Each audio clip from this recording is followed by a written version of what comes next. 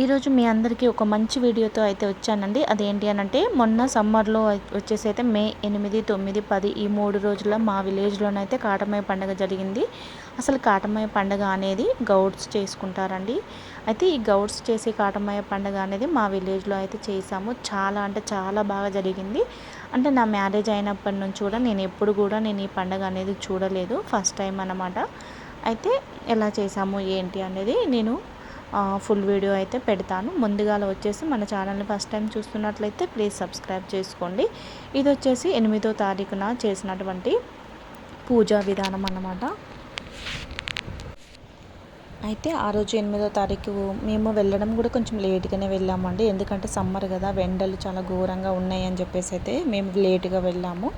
వెళ్ళిన మొదటి రోజే మాకు జలబిందెలు వెళ్ళాయన్నమాట. ఆ రోజు అయితే ఇల్లంతా శుభ్రం చేసుకొని ఈ విధంగా గడపలు అనేది మంచిగా పసుపు కుంకుమతో పూజించుకున్నాము. ఈ విధంగా చేసుకున్న తర్వాత మామిడాకుల తోరణాలు కట్టుకున్న తర్వాత ఈ విధంగా మనము జలబిందెలు అనేది అయితే తయారు చేసుకోవాలి. మ్యాక్సిమం అందరూ కూడా రాగి బిందెలలో జలబిందెలు అయితే తీసుకెళ్ళడం జరిగింది. మేమైతే రాగి బిందె తీసుకోలేదండి, స్టీల్ బిందె. అయితే బిందెలు అనేవి ఆడపడుచు వాళ్ళు తీసుకొస్తారన్నమాట. అయితే ఆడపడుచు తీసుకొచ్చినటువంటి బిందెలోనే నిండుగుండ బిందెలు మంచి నీళ్ళు, అంటే మురికి నీళ్ళు ఏమంటారు అంటు నీళ్ళు కాకుండా మంచిగా ఫ్రెష్ నల్ల వాటర్ కానీ ఆ విధంగా తీసుకొని దాంట్లో మనకు జనబిందెలో కుంకుమ, పసుపు, కొంచెము బెల్లంతో పాకము ఆ విధంగా వేసుకున్న తర్వాత మంచిగా మన రాగి బిందెన అనేది పసుపు, కుంకుమ, గంధంతోనైతే ఈ విధంగా బొట్లు పెట్టి మంచిగా తయారు చేయాలి. బిందెని చేసిన తర్వాత మనము బంతి పూలతో కానీ లేదా ఏవైనా పూలతోని ఈ విధంగా బిందెను మొత్తం అలంకరించుకున్న తర్వాత మనకు రాత్రిపూట 7:30కి అలా ఈ విధంగా మన ఇంటి యజమాని అయినటువంటి ఇంటి పెద్దలు ఉంటారు కదండి, అంటే హస్బెండ్, ఆ విధంగా వాళ్ళైతే ఈ విధంగా ఎర్ర దుస్తులు వేసుకున్న తర్వాత మంచి స్నానం చేసి ఎర్ర దుస్తులు వేసుకున్న తర్వాత ఈ విధంగా జలబిందెలు అయితే డప్పు చాప్పులతో అయితే జలబిందెలు వెళ్ళడం జరుగుతుంది. అలాగే ఆడవాళ్ళు వచ్చేసి అంటే భర్తలు జలబిందెలు వెతుకున్నప్పుడు భార్య అనేది దీపము, అంటే మన దీపారాధన ఉంటుంది కదండి, మంగళారతి అయితే పట్టుకొని అయితే వెళ్ళాలి. ఇక్కడ వచ్చేసి రాగి బిందెకు కూడా మనము అడ్డబొట్లు పెట్టుకోవాలి. మనం ఎలా పడితే అలా బిందెను ఇట్లా బొట్లతోటి పూజించడం కాకుండా ఈ విధంగా అడ్డబొట్లు పెట్టాలి. శివునికి ఏ విధంగా అయితే అడ్డబొట్లు పెడితే ఇష్టం ఉంటుందో ఆ విధంగా కండ్ల మహేశ్వరుని కూడా ఈ విధంగా అడ్డబొట్లు అయితే పెట్టాలి. పెట్టుకున్న తర్వాత ఈ విధంగా ఆడవాళ్ళు మంగళహారతితోని, మగవాళ్ళు ఈ విధంగా జలబిందెలు ఎత్తుకొని అయితే వెళ్ళాలి.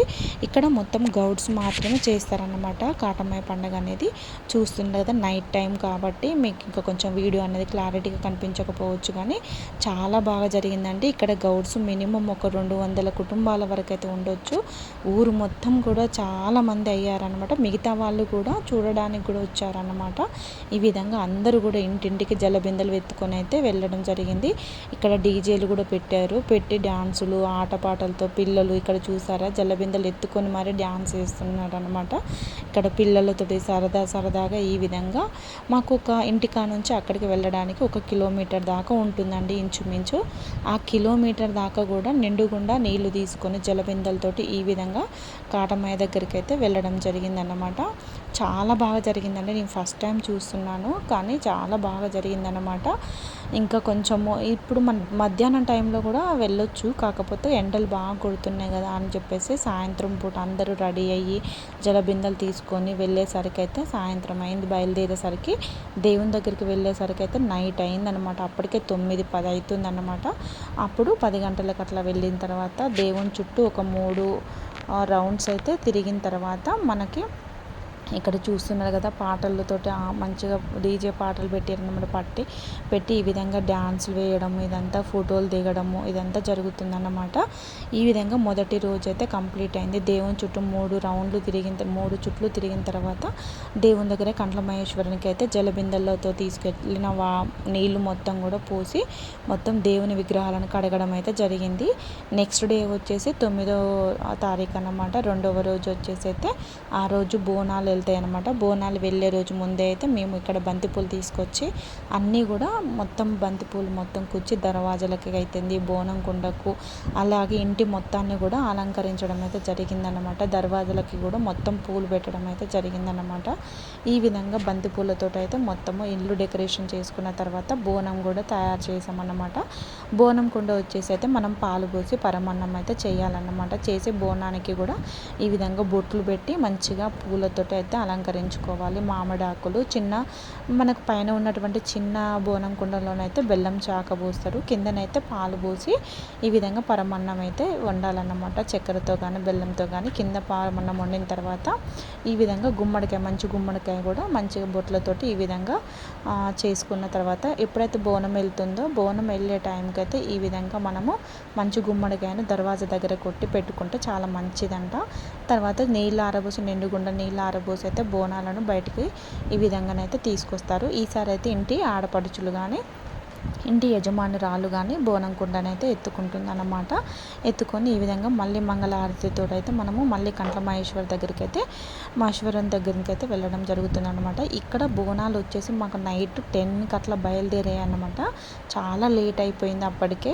ఈ విధంగా బోనాలు ఎత్తుకొని వెళ్తుంటే మిగతా వాళ్ళు ఎవరైనా ఉంటే ఈ విధంగా నిండుగుండ నీళ్ళు బోనాలు ఎత్తుకునే వాళ్ళ దగ్గర పోసి దండం పెట్టుకొని, బోనానికి దండం పెట్టుకొని వాళ్ళు ఏదైనా కోరికను అనేది కోరుకుంటారు అన్నమాట. ఇక్కడ దేవుడు వచ్చిన వాళ్ళు దేవుడు ఊగుతున్నారు, మిగతా వాళ్ళందరూ కూడా ఈ విధంగా బోనం కుండలు అయితే ఎత్తుకొని వెళ్తారనమాట. అక్కడికి బోనం కుండలు తీసుకొని వెళ్ళేసరికి అయితే నైట్ 12-1 అయిందనమాట. ఎంతమంది జనమో చూడండి.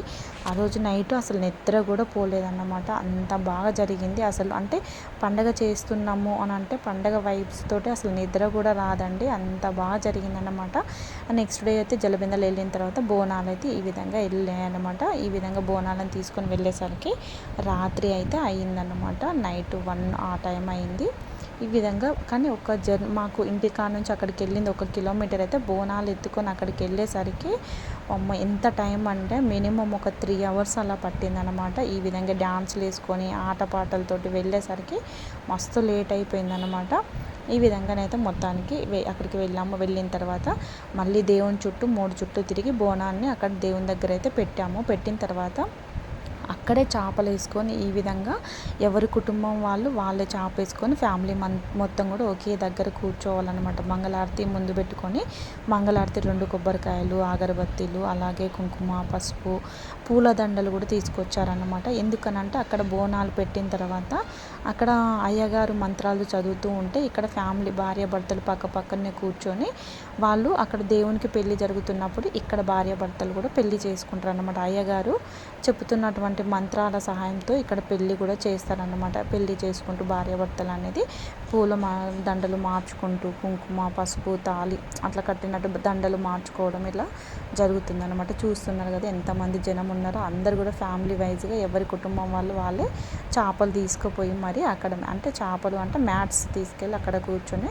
అందరు కూడా దీపారాధన ముందు పెట్టుకొని పూజ చేసుకుంటూ అక్కడే మార్నింగ్ 3-4 అయిందన్నమాట. దేవుని పెళ్ళి అయిపోయేసరికి 3-4 అయిన తర్వాత అప్పుడు మళ్ళీ ఇంటికి వచ్చి ఫ్రెష్ అప్ అయిన తర్వాత మళ్ళీ వెళ్ళి మార్నింగ్ 9 గంటలకల్లా అంటే 3వ రోజు అన్నమాట, 10వ తారీఖు అట్లా వెళ్ళి ఆ రోజు మళ్ళీ బోనాలు చెల్లించుకొని బోనాలు తీసుకొని ఆ రోజు మళ్ళీ 10వ రోజు ఏంటంటే దేవునికి బలి ఇవ్వడం అన్నమాట.